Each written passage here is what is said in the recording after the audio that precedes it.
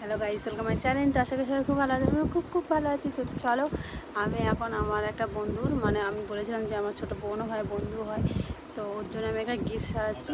সেটা তোমাদেরও দেখাবো না আমি কী গিফটটা সারাচ্ছি, কিন্তু এটুকু দেখো যে প্যাকিং করছি, ঠিক আছে? প্যাকিংটাই শুধু দেখো, আর তারপরে দেখবে যে আমি ওর জন্য কী গিফটটা করি। আর তোমরা খারাপ কমেন্ট করো না, ঠিক আছে?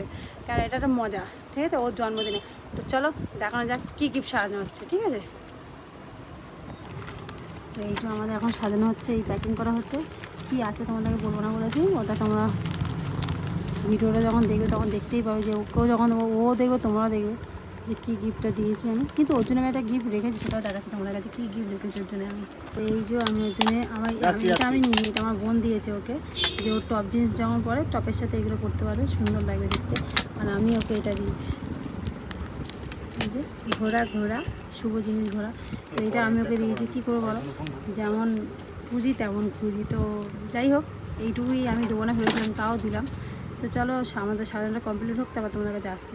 তো গাইস, আমি যে বানানো হয়ে গেছে, আর এর মধ্যে আছে এই ভেসলেটটা। আর তারপরে আমি কী বানিয়েছি দেখো, সরাই প্যাকিং করা হয়ে গেছে, ঠিকমতো হয়নি কেন আমার সেলিটিভি নেই। তো যাই হোক, এই প্যাকিংটা আমার করা হয়েছে। আর এখানে আমার বোনও নিয়ে এসছে ওর জন্য কিছু জিনিস। তো আমিও জানি না এখানে কী কী আছে, ও আমাকেও বলেনি কিছু কিছু জিনিস। তো যাই হোক, ওর বয়স হলে এবার 24 বছর। তো 24টা খাম নিয়েছে, 24টা খামের মধ্যে গিফট খুঁজে নেবে। তো এটা হলো এর আইডিয়া। আর চলো, আমাদের অনেক দেরি আছে, আমরা এবার কেক কাটিং করতে হবে। অনেক দেরি, ও অনেকবার ফোন করেছে, আমাদের যাওয়ার সময় হয়নি। তো এগুলো প্যাকিং করছে না বলে মিথ্যা কথা বলে। তো চলো, টাটা বাই বাই, অনেকে দেখা হচ্ছে।